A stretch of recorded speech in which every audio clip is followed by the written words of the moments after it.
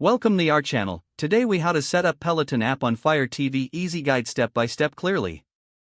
To set up the Peloton app on your Fire TV, start by turning on your Fire TV device. Ensure that it's connected to the internet.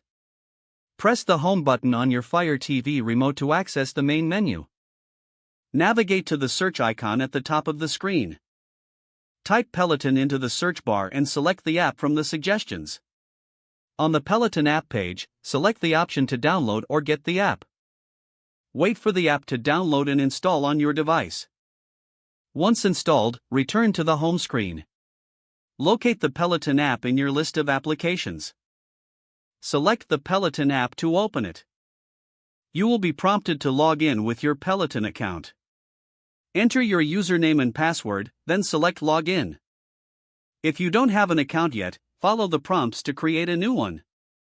After logging in, you can browse through the various workout options available.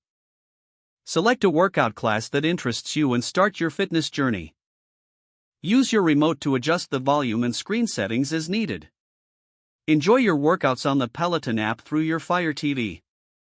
If the page does not load, refresh the browser or try again in a private or incognito window. Make sure you are using the correct email address, then retype it carefully to avoid small typos.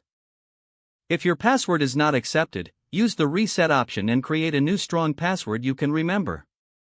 Check your spam folder for verification or security emails, then complete any requested confirmation steps.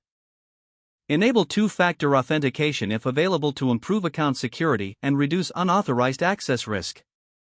After signing in, review your profile details so your contact information and settings are accurate and current. If you see an error message, note it down and try again after restarting your device and internet connection. Log out when you finish, especially on shared devices, to keep your account and payment information secure. If the page does not load, refresh the browser or try again in a private or incognito window. Make sure you are using the correct email address, then retype it carefully to avoid small typos. If your password is not accepted, use the reset option and create a new strong password you can remember.